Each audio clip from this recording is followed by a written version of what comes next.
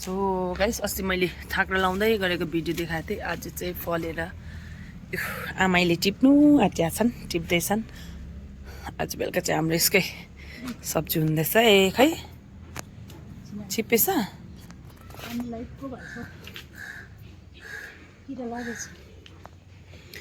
ए भनेछ है। हाम्रो उफ तल पनि छ, तल पनि छ, उयो तल पनि छ, उ तल अझै तल यहाँनिर यो छिप्पेको छ त।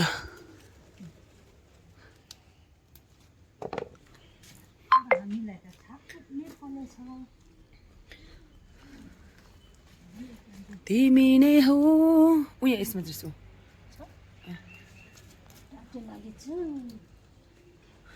सब्जी चाहिँ किन्नु परेन, सब्जी चाहिँ किन्नु पर्दैन किनभने आमाले यसरी रोपिराख्छ नि त। अस्तिको टाइममा तपाईँले देख्नु भयो यो टमाटर, अहिले पनि यति बेसी दाना लागिरहेको रहेछ। ओ माइ लट, फुल पनि फुलिरहेछ, दाना पनि फलिरहेको रहेछ। अनि त्यसकै फेदमा चाहिँ आमाले सिमी पनि रोपेको थियो, घिउ सिमी। यो पनि भएछ। हामीले डल्ले खोर्सानी रोपेको भए हुन्थेछ है। किन खै डल्ले पनि रोपेको थियौ? ए डल्ले खोर्सानी रोप्यो भने चाहिँ यस्तो हुन्छ। पहिला पनि हामीले एकखेप लगाएको थियौँ, भएन। एक छाक मात्रै टिपौँ होला, एकैचोटि नटिपौँ, सिप्पिँदै गर्छ नि। हाम्रो कोठेबारी भन्न मात्रै हो, आमाले रोपिहाल्छ।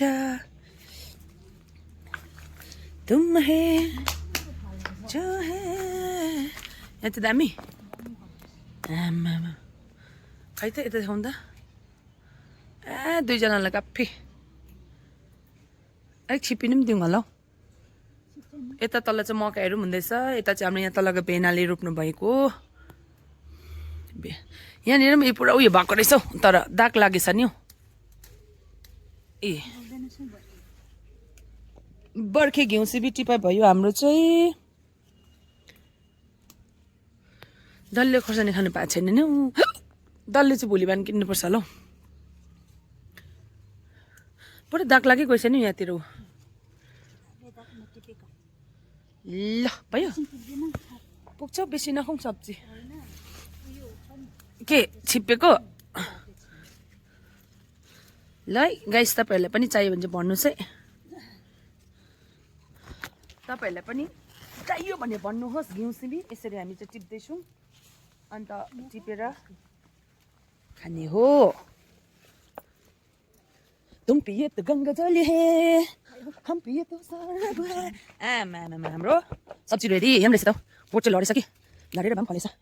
लड्दै लड्दै हेभी फलिँदै हे। ओ माइ लड, बोट, सिमीको बोट यसमा होला त। ए आम्मै, हे मेरो आम्मैले सिमी टिपिन बेच्नुपर्छ होला। ओ माथि पपाया पनि छ, पपाया मस्त बेच्नु पठाइयो। यहाँको त मान्छेले बेसी देखेर होला हौ। मरेगा मरेगा तुमको क्या लगता है। खुसी आमा, मजा आयो। ल त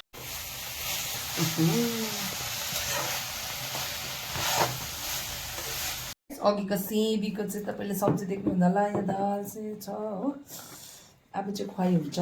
यो चाहिँ मेरो आमा, मेरो, अन्त यो चाहिँ आमाको हो। हामी दुईजनाको चाहिँ खाना हुन्छ है त। तपाईँहरूलाई मैले अघिदेखिको सिमी टिपेको, लेको, पकाएको सबै देखाइरहेको छु। अब चाहिँ हामी खाँदैछौँ सिमी। यो वर्षको अस्ति आमाले रोपेको थियो, अनि त्यो चाहिँ फलेर पनि टिपेर पनि आज चाहिँ खुवाइँदैछ। अनि तपाईँहरूसँग खाँदैछु, तपाईँहरूलाई पनि लिनु होला है त। आफैले रोपेको चाहिँ यति स्वादिष्ट हुन्छ। खाइ ल भनेर त आमाले अघि उडाइसकेछ। बिहान पकाएको यो भेन्डीको सब्जी। लु त गाइस लाग्यो। दालमा अलिक नुन कडा भएछ है।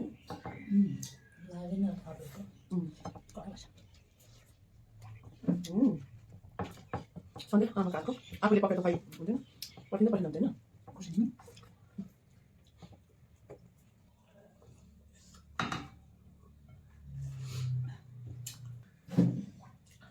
बिस्तारै खानु ल, म खाइसकेँ।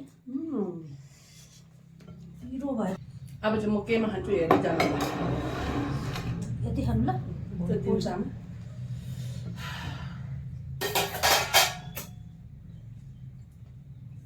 आफू चाहिँ पनि यस्तोमा आँपको चाहिँ खास आउँछ है कराईमा खाने मान्छे चाहिँ भाग्यमानी हो नि सुन्यो भाग्यमानी अरे भाग्यमानी त्यो पनि अब फ्याँक्नु भयो अब आफैले रोपेको सब्जीहरू सबै मिठै हुन्छ नि त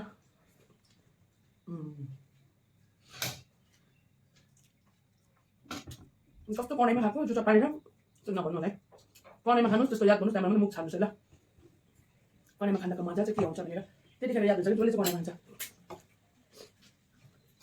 मलाई पहिला त थाहा चाहिँदैन त्यो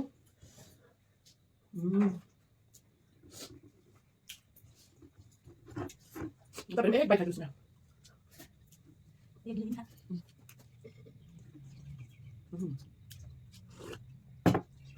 एकदम मजा मजा लिनुपर्नेछ पुरा अगाडि चाहिँ त्यति साह्रो मानिस त त्यसलाई काटेर काटेर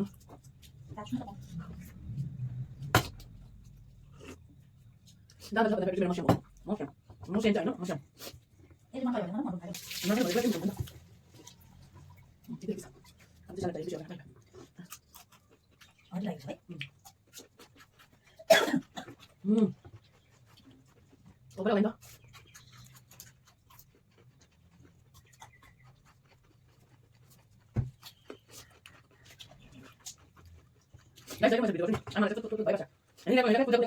ठिकै छ हामी पठाइदिन्छौँ अनि यो 100-200 रुपियाँ केजी होइन नि फेरि लाखौँमा आउँछ लाखौँको माल हो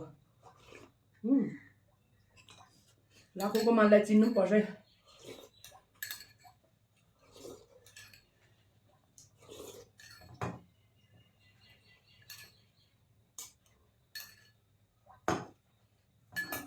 दाल चाहिँ लास्टमा यसरी खाँदा मजा स्वाद आउँछ अर्कै सो गाइस तपाईँहरूले पनि हाम्रो सिमी फलेकोदेखि पकाएर खाएको सबै देखाएको छु माग्नु आउने होइन किन्नु आउने हो डाइरेक्ट भनिदिएको अहिले चाहिँ पैसाको भ्यालु सबैले याद छ होइन खत्तम टाटा बाई बाई होला फेरि बोट हाम्रो भएको छ त्यसले गर्दाखेरि करोडौँको माल हो त्यसले गर्दा तपाईँहरूलाई पनि चाहिने भन्नु होला ओके बाई बाई धेरै धेरै धन्यवाद सिमी रोपी पनि देऊ अन्त थाक्रा पनि लगायो फलाएर पकाएर पनि देऊ आज थ्याङ्क यू सो मच ल मजाले खाइदिस् त्योमै खुसी छु म अन्त रिसरी भने जस्तो छ त त्यसै हेर्दा चाहिँ हजुर रिसरी भने जस्तो छ त रिसरी म यहाँ पिक्चर हेर्दै भनेको साला पकाएर पनि दिनु भन्नु नि म त्यस्तो सम्झिने मान्छे होइन नि कहाँ हुन्छ त्यस्तो भन्नु मजाले खाइदियो भने त्यसमा खुसी भइहाल्छ है आमा चाहिँ किन बोल्नु चाहिँ भ्याएको छैन भने चाहिँ नि उसको यहाँ चल्दैछ यहाँ आमा खतरा फाइदा हुँदैछ नि त कि अन्त चाहिँ busy so guys thank you for watching